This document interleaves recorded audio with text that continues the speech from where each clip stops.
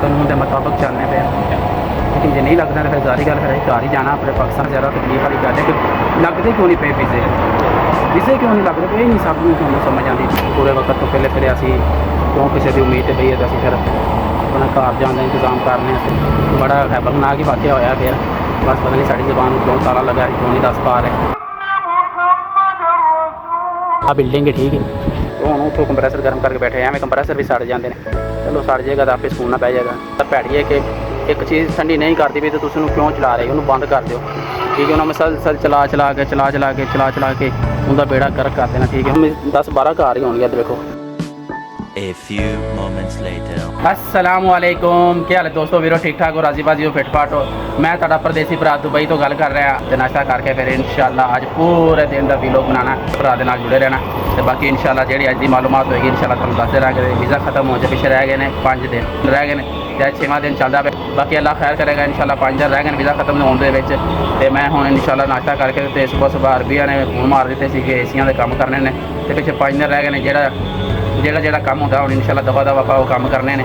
ਤੇ ਮਾਸ਼ਾਅੱਲਾ ਕੱਲ मैं सारे एसी कंप्लीट कर ਦਿੱਤੇ ਸੀ, ਤੇ ਹੁਣ ਵੀ 2-4 एसी सुबह फिर आ गए ਸੀ।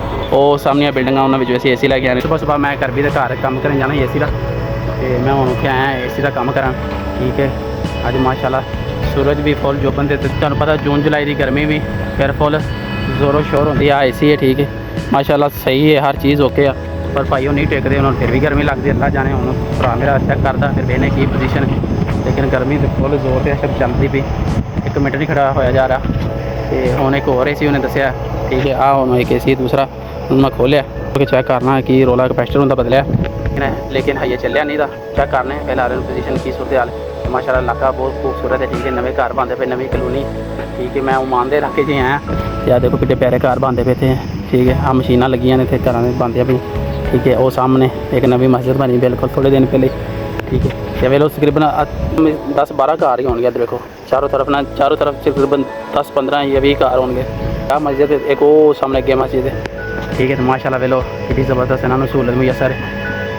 अल्लाह सोने साढ़े पाकिस्तान में भी है इस तरह तरक्की दे। एसी चेक किया ठीक है, बस इन्होंने यही हिसाब से ज़्यादा भैड़ी है कि एक चीज़ ठंडी नहीं करती भी तो तुम क्यों चला रहे हो, उन्होंने बंद कर दो ठीक है। उन्होंने सल चला के उनका बेड़ा गर्क कर देना ठीक है। हुण ये ठंडा नहीं करता तुम बंद कर दो, उन्होंने चला के इनका ना कंप्रेसर इंज होया जिवें आग होंदी है ठीक है। तो हुण इहनूं ठंडा करने किसी तरीके पानी ठंडा मंगवाया थल्लों, नाल इहनूं हुण ठंडा करने पूरा पानी के नाल कंप्रेसर ठंडा किया ठीक है। हुण थोड़ा जिहा कंप्रेसर ठंडा हो गया तो एक बार चला के ट्राई करना है कैसी पोजीशन। हमेशा जी चीज़ एक इस्तेमाल नहीं हो रही, वो चल ही नहीं रही, फायदा ही नहीं कुछ दे रही, उन्होंने चलाने का कोई फायदा नहीं, उसको उल्टा और नुकसान देगी तुम और चीज़ उसकी ख़राब होगी। जितना बेहतर है उन्हीं को चीज़ इस्तेमाल करो, जो तुम फायदा दे रही तुम इस्तेमाल करो, नहीं फायदा दे रही तुम बंद कर दो। भैड़ एवं चलाई जाएंगे ठंडा करता नहीं पाया तो की फायदा तुम दे रहा। तो हूँ उतो कंप्रेसर गर्म करके बैठे एवं कंप्रेसर भी सड़ जाते हैं। चलो सड़ जाएगा तो आपे सुकून ना पै जाएगा। कंप्रेसर हम माशाल्लाह चल पाया ठीक है। गैस इहदे बिल्कुल घट सी 20% गैस सी, जिन्हें मैं तो गर्म होकर बंद हो जाता सी। तो हुण मैं गैस फुल करना पे तो इंशाल्लाह जो गैस घट हो फिर कंप्रेसर गर्म हो गया सारी गल बंद हो जाता है। गैस फुल करना पे उन्होंने एक आला एसी का किया, एक आला किया, तो दोनों इंशाल्लाह कंप्लीट करके तो फिर आप वापस जाने दुबई। बस थोड़ा जहा कम रह गया, मैं इंशाल्लाह 15-20 मिनट च निबेड़ लेना। फिर मालिक की निम्मत लेने हैं, इन्हें कि हिसाब ने गल नहीं की करने जाके देना गल। सारी दिहाड़ी से काम करते रहे, टाइम ही नहीं लगा वीडियो बनाता, वीलॉग बनाने टाइम ही नहीं ना ज़्यादा लगा ठीक है। काम से ज़्यादा बड़ा मसरूफ हाँ। तो हुण सुबह बिल्डिंग जो एक एसी ला के लिया सी हाल हूँ लैके आए तो आ बिल्डिंग है ठीक है। तो इतने हुण असीं एसी लान आए हैं, तो हुण 10 मिनट असीं आ एसी ला देना, तो ला के फिर असीं जाना हुण एक होर काम। तो बाकी इंशाल्लाह हम बिल्डिंग के एसी फिट कर दिता। तो हुण मैं जा रहा लिफ्ट थले तो जाके गड्डी पार्किंग मिलती किसी गड्डी में जाकर सैर करना। सब तो पहले ट्रैफिक ना रुकी हो तो मेरा भरा उत्ते ही है। तो हुण मैं एसी ला के बिल्डिंग तो हुण मैं बाहर आ गया।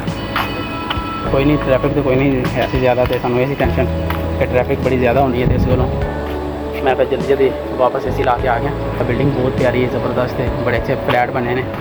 साढ़े जो इलाका ना उसकी सब तो फेमस बिल्डिंग ने 3 बिल्डिंग ने इसे नाम दियाँ, इसे मालिक दियाँ।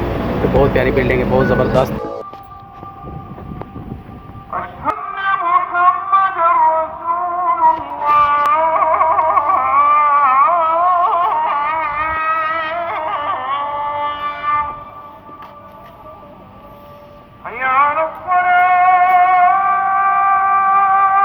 मैं हैं अरबी से कर रहे हैं काम करन ते बहुत प्यारा माशाल्लाह घर है अरबी भी बहुत अच्छा है ठीक है सामने बैक साइड से मार्केट है उन्होंने घर देते हैं मैं छत पे ते मैं हाल ऐसी का काम करन आया सुपर जर्नल है ऐसी माशाल्लाह मगरब की अजान हुई है अजान सुनना बड़ा सुकून होया बस थोड़ा काम दे विच फसियां ने नीचे जाके नमाज़ पढ़नी थी मगरब की इंशाल्लाह काम कंप्लीट करके निशा के नाल ही कज़ाई नमाज़ पढ़ांगे घर देख बड़ा दिल खुश होया तो पाकिस्तान जो शादी वगैरह होती है लाल कलर का सिलेंडर लाया उन्होंने सिर्फ इस वजह तो कि मार्केट में खुदा ना खासा अग ना लग जाए तो फौरन पहुँचाने वास्ते ये नहीं एक नहीं लाया कम से कम 4-5 इस मार्केट के लाए हैं साढ़े शादी हाल के चीज़ा नहीं मुयसर तो देख लो उन्होंने आर्टिफिशियल जो मार्केट बनाई तो उन्हें हर चीज़ की सहूलत दी ठीक है असी कभी भी नहीं दुबई में अस किसी दुबई में यूए में कभी भी नहीं पहुँच सकते इसने तो हमेशा पीछे ही रहना सारी ज़िंदगी मेरा इसी का काम कंप्लीट हो गया तो अलहमदुलिल्लाह 22,000 रुपये का पाकिस्तानी 22,000 का केस बना चुका देने के इधर का 300 दिरहम पाकिस्तानी 22,000 रुपया इंशाल्लाह अल्लाह का लख का शुक्र है तो जो बिल्डिंग वाला था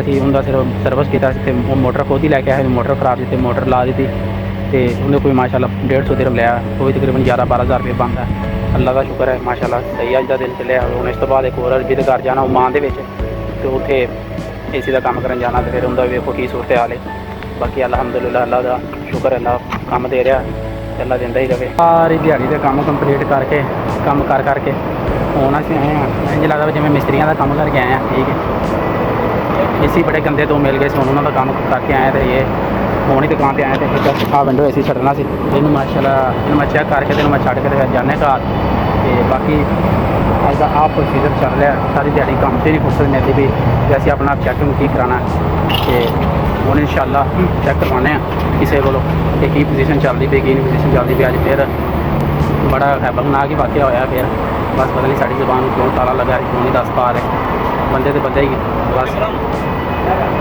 शकीज ही जाता पाया 5 दिन रह गए ना 6वां दिन भी कंप्लीट हो गया इंशाल्लाह सुबह तो कोई तरतीब करनी स्टार्ट करने हैं कोई होना असरात नज़र तो बिल्कुल नहीं आ रहे हर बंदा ही दस रहा है कि काम बहुत खराब है बस अल्लाह सोना खैर करे इंशाल्लाह पूरे वक्त तो पहले असी क्यों किसी की उम्मीद पई है तो असी फिर अपना घर जाने का इंतजाम करने तो अज तो होवे ना कि इंसान पैसे नहीं आया वीजे के पैसे नहीं साढ़े को होंगे पे असी वीजे के पैसे नहीं जमा करा रहे सब कुछ चीज़ जमा कराने तो बावजूद भी नहीं लगना तो सब ना ज़्यादा तकलीफ पता नहीं क्यों नहीं लगते पे अल्लाह ही जाने देता यही सब ना ज़्यादा तकलीफ वाली गल है कि लगते क्यों नहीं पे वीजे क्यों नहीं लगते पे नहीं सब नहीं समझ आती भी असी ना कोई गुनाह किया ना असी कोई गलती की ना असी कोई शोर का काम किया कानून के मुताबिक चलने पे लेकिन जो नहीं लगता तो फिर सारी गल फिर घर ही जाना अपने पाकिस्तान वापस ही जाना बाकी अल्लाह सोना खैर करे बड़ी परेशानी लगी हुई है हूँ भी खबर सुनी एक बंदा नाल साड़ी दुकान वाला सी वो बेचारे मुश्किल आई